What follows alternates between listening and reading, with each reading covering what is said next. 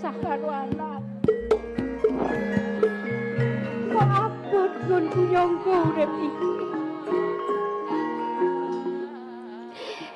Kowe iki nang ngendi to, Le?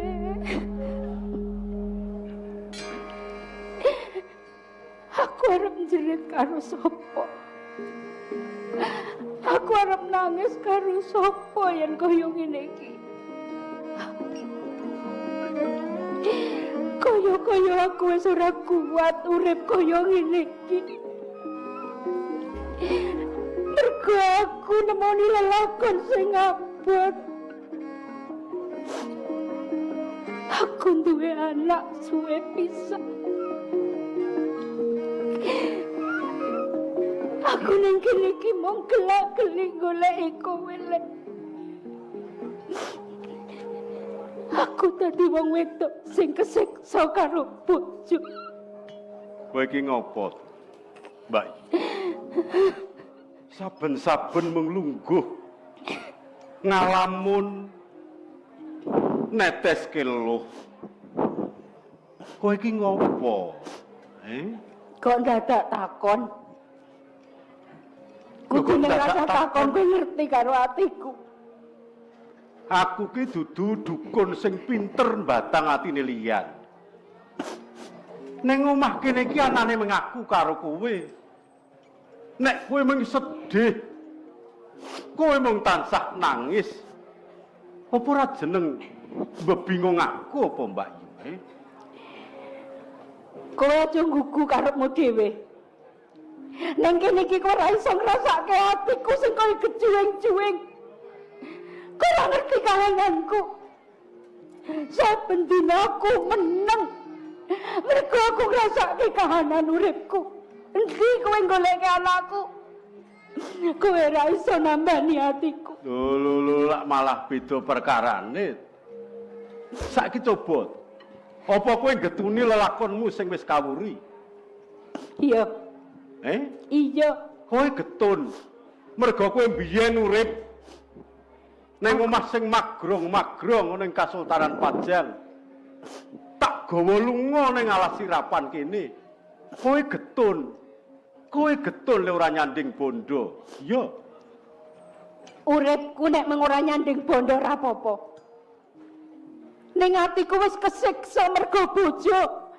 Saiki aku kelangan anak. Sopo sing kuat? Perkara bondo iso digoleki. Ning tentreming ati angel ning goleki tekan saiki. Kok ora ngerti kaya ngopo kelangan anak. Mbak Yu. Kowe iki sedulurku. Sedulurku sing tak tresnani. Sedihmu ya sedihku. Senengmu ya senengku. Tegese wong kuwi sedih mesti wae aku ngrasake. Monggo karepku kowe tak jak urip ning alas ngadoh saka gebyaring kadonyan supaya bisa tentrem atimu. Ora mung saben-saben kowe nandhang rekoso mergo pakartine menungso sing wis kepanjingan iblis. Mbak Yu, saiki bloko karo aku. Nek kowe butuh mangan sing enak, tak goleke. Arep ning alas ning aku isih iso budidaya ketang tresnaku marang kowe, Mbak Yu. Ya mung aku ki matur nuwun duwe awak lemu. Yo nek awak lemu ki ngopo? Ora dipakani pirang-pirang dina ya nyatane isih lemu. Ngono kuwi. Perkara atiku ki jane remuk ya remuk. Kowe ya ngerti dhewe. Iya. Piye lek arep tentrem nek duwe bojo sing kaya ngono kae? Wis. Ora sah perlu kowe crita lelakon. Kowe saben-saben aku arep kandha mesti tok pepetke aja. Tok gulung. Tresnane Gusti kuwi tok gulung. Tresnane Gusti kuwi tanpa winates. Sawang. Kaya dene adohe wetan karo kulon. Kang tanpa ana watese. Ya semono kuwi tresnane Gusti marang aku lan kowe. Nek kowe duwe pepenginan kowe kandha, kowe duwe kepenginan apa? Aku sing sago goleke kowe iki sedulurku. Kowe ming saguh tok. Ning kowe ra lunga-lunga. Aku ki kepengin aku ketemu karo anakku. Oh, Mong siji kuwi sing bisa nentremke atiku. Ning endi tembungmu kok saben-saben tak goleke.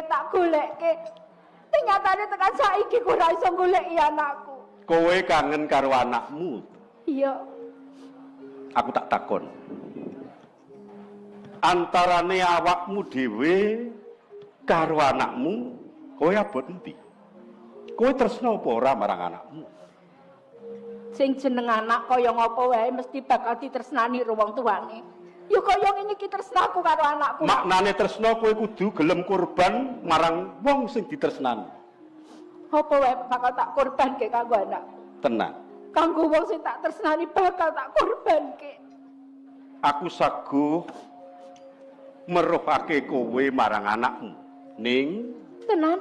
yo, aku saguh wong aku mbiyen sing nyelametke.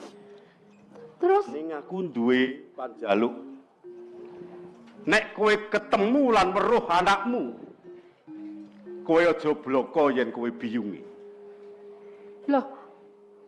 Piye to iki? Kok nek aku wis ketemu anakku aku ora entuk bloko nek aku biyunge? Mergo anakmu isih sakjroning lelakon. Nek kowe bloko marang anakmu, mesti bakal ngridu apa sing dadi kewajiban. Ning waton kowe bisa nambani kangenmu, kowe bisa ketemu lan weruh marang anak. Ning sepisan meneh wanti-wanti akonku, kowe aja ngaku nek kowe biyungi. Sagora. Iya. Senajan to iki abot. Bakal tak lakoni sing baku aku iso ketemu karo anak. Kowe manut karo aku. Kowe tak kon apa wae gelem. Iya. Nek kowe tak kon ngedan gelem ora. Waduh kok terus kon ngedan. Tegese iki mung kanggo srana, iki kanggo laku. Karo ben wong-wong kaya padha ora ngerti antarane aku karo kowe. Mergo kewajibanku isih akeh njejeke pakarti sing kleru. Sisan nggonku ngorbanke tresnaku kanggo anakku. Sing tok karepake ngedan-ngedan sing kepiye? Entenono sawetara.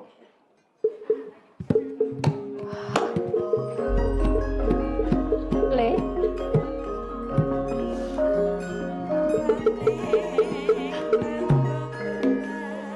Mbak Yu. Sedulurku mung kowe. Tegese yen ana cilakamu ya cilakaku. Nek ana muktimu aku melu mukti. Lakune kowe kudu singlon karo aku.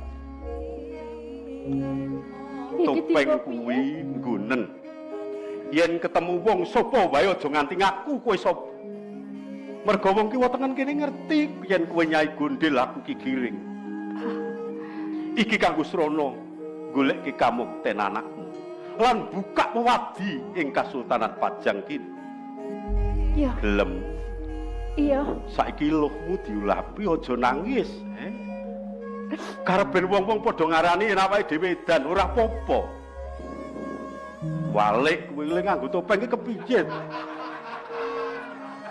Wong irunge iki sing kene kok dadi dhuwur iki. Ayo ketoke lek ku ngematke ki ya tenan kok. Nah, Wah nek saiki pas wong wis bener ya. tenan. Mbak Yu, Iya. wis ben. Aku lan kowe saiki lakune kudu ngene. Mengko Sing dibenake baku iki. anakku yo prunanku yo ponakanku bisa mukti. Ya. Kowe manut karo aku. Anane mung manut karo kowe aku. Janji lho yo. Kowe aja ngaku yen kowe mbok. Ya. Ayo lelidang ning pemengkon Kasultanan Pajang. Tak duduhke anak. Tenan lho ya. Yo, ayo. Mbak Yu.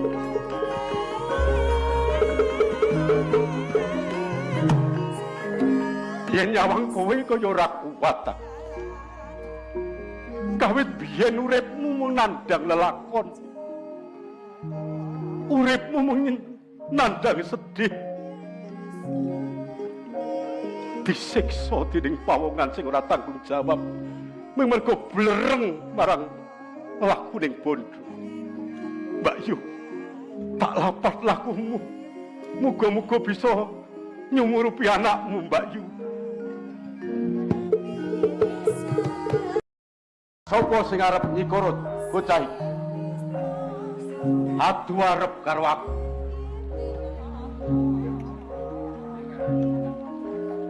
Loh,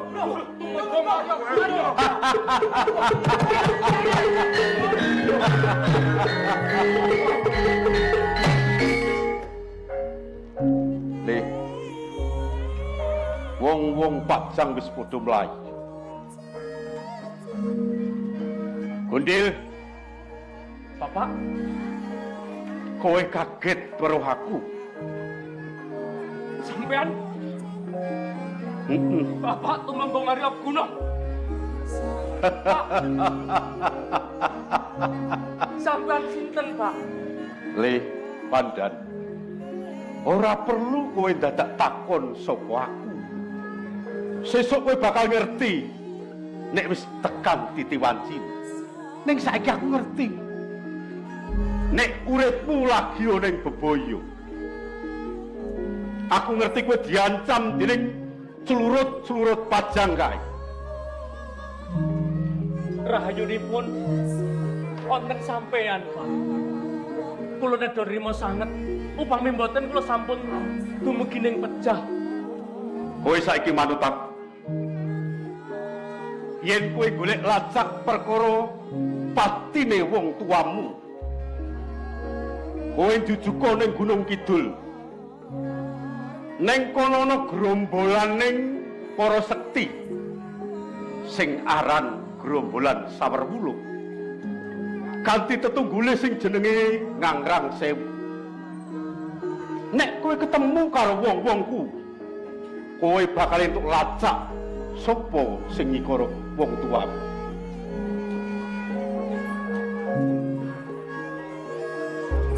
Iki Mbak Yuku. Kula le ngaturi pripun, Pak? Ayo kowe ngaturi Nyai Gundil. Nyai Gundil. Kula sampun ditulungi matur nuwun sanget. Pak, kula ajeng njaluk pamit sakniki mindhak ketelasen wekdal supados inah ingkang dipun paringaken dhateng kula saged kula mupangataken, Pak. Budal dina iki ya, Le. Muga-muga entuk lacak lan bisa wal saka bebaya iki. Inggih. Pamito karo Mbak Yuku. Nyai Gundil. Kok panjenengan muwun? Kula nyuwun pamit. Kula nyuwun pamit.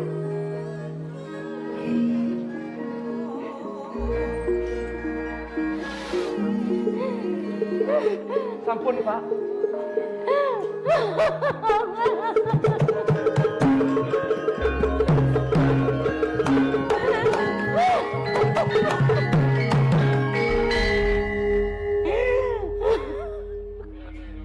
Ngopo kowe nangis? Aku ra iso ngambek saiki aku. Kuwi anakku lanang. Kaya ngopo aku kepengin nyekel aku ora wani.